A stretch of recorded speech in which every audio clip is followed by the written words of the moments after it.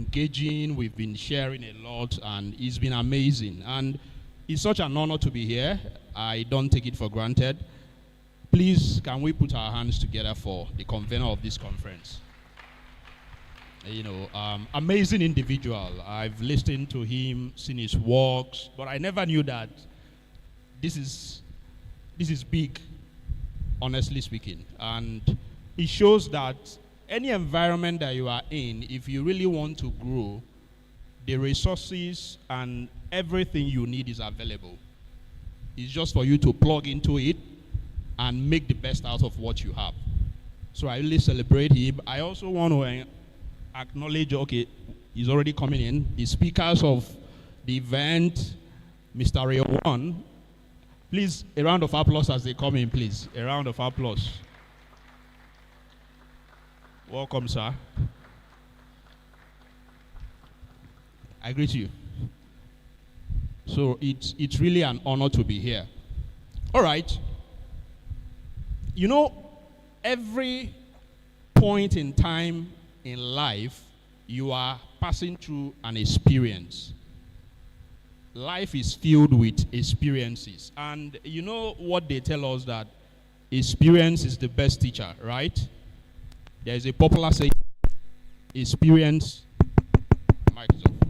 is the best teacher. And if you pay attention to that sentence, if experience is truly the best teacher, what are we supposed to be doing as human beings? If they say experience is the best teacher, what is your role as a human being? Because all through life, this moment is an experience. Yesterday was an experience. Tomorrow is going to be an experience. So what's our job and our responsibility as humans? It's very simple: to pay attention and to be a good student. And that is exactly what we are doing here today. And for the fact that you connected with this topic shows that you have a different type of mentality. This is not a topic that everybody naturally plugs into. It's not bring to people to make multi-level marketing, all those fast money schemes. This is a topic that you may not naturally see the immediate impact, but by the time you cultivate it over time, you will discover that it will make tremendous value for your life. And I want to say something on the flip side. All of you seated down here, the participants, you are not normal. You are not normal in the sense that this activity alone separates you from the crowd. So as a matter of fact, you should never be normal. In our world today, don't see yourself as normal. Try as much as possible to always be abnormal in your articulation, in your understanding, and in your disposition. Because that's what is going to separate you from the crowd. So I really want to encourage each and every one of you for the energy and the time and the effort you made to be here. And my belief is that by the end of this conference, you must have gotten transferable and rewardable value. And you will use it, go back in your industry, whatever industry you are in, whether you're a student, you are a customer care, whatever sector you are in, you take what is available here today and make the best out of it. All right, so the topic is very simple. Harmonizing human and artificial intelligence. And, when he told me about the topic, I was excited because it's an industry that I play in a lot. When we discussed about it, I would try as much as possible not to bore you with all the technological jargons, all the algorithms, all the deep learning, machine learning, and so on and so forth, and share a story, trying to connect the origin of intelligence and what it means in our world today. Because the truth is that intelligence did not start with us. AI is not new. It has always been with us, although it existed in different dispensation, times, and seasons. And I would like to start by telling my story, because I can just jump into the discussion and start talking and start bombarding us with all the data and everything. But a few years ago, I was a customer care agent in the bank. Few years ago. You know all these people that when you enter the banking hall, they will greet you, welcome to this bank, how may we help you? and you go and pour your problems and issues on them as if they are the ones that, caused it. That was my role. And it was a nice job. It was paying me well, 6 figures and so on. But to understand why I started this story, prior to that, after I passed out from NYSC, the first job I got paid me lesser than what NYSC was paying me. NYSC then was paying us 19-something plus the state allowance, and if you are the type that does lesson for students, you get additional income. I passed out of NYSC. The first interview I went for, I failed the interview. And they told me plainly, guy, you failed this interview. We are not going to admit you. I read estate management in the university, but of course that's not what I'm doing now. It was very clear, because what they teach us in the university, some of you here that are students will bear me witness, mostly what? Theories. I had zero practical experience. But they were like, you have something upstairs, let's. But what we are going to give you is nothing to write up about. As a matter of fact, it's not going to take you home. So from earning 30-something, 40-something thousand naira in NYSC, they offered me, guess the amount, 10,000 naira. I'm supposed to be moving forward, right? I'm supposed to be making progress. But I passed out. The first offer I got was 10,000 naira. But I took it. I had to. I knew that I didn't have experience. I can't deceive myself. And I consulted with my dad and every other person in my life. Just go ahead, and as far as you are cultivating value, just start with it. It was after I joined that company that I now got another opportunity to join the bank. And of course, it moved, the remuneration moved, up. But the idea of this story is that while I was still on that customer care desk, I was not comfortable. I was a young man, earning a good pay. Everything was smooth. But something in me kept on telling me, don't settle for less. Don't settle for less. Find a way to disrupt yourself. I didn't pay attention to all those, warnings. And the truth is, life is always asking us questions. At any point in time, life is always asking us questions.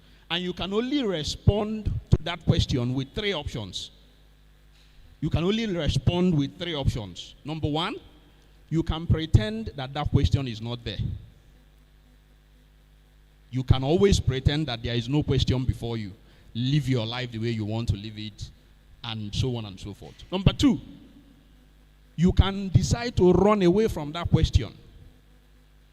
And that was how I started. I was running away from the question life was asking me on that.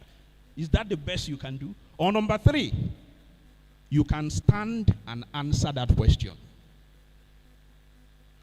I didn't answer it in time, but COVID happened.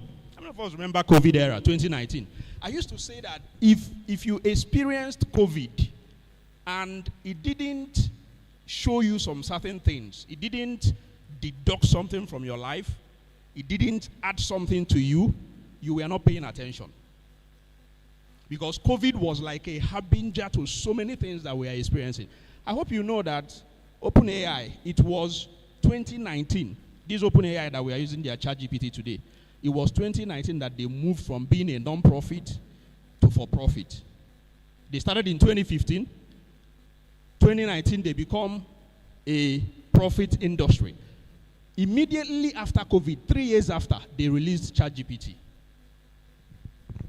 So COVID was like, and it was that era that I started plugging into all the available. Everybody was at home, right? You remember all those periods we had in COVID. Everybody was virtually indoors. Went online, started doing all the courses, met some notable speakers, people that today are part of my journey, like only showing and so many of them whom I draw a lot of inspiration from. And that journey started. Did my first AI certification course within that period. I was still working in a bank, remember, as a customer care agent. On that job also, I started learning how to code. I started learning how to code while still on that job. Because if you see me today, if I bamboozle you now, you think that I've been, no, something that started recently. But the idea is I started plugging into that question, started answering it, Before you know it, I got transitioned into technology, and today, by the special grace of God, I'm leading a technology team. The idea is the mission of this universe is innovation. The mission of the universe we are in is innovation. And if we are not paying attention to innovation, believe you me, our world is changing drastically. And I will show us all the connection, AI, human intelligence, and so I will go deeper into it. But you have to understand the essence of what we are doing today.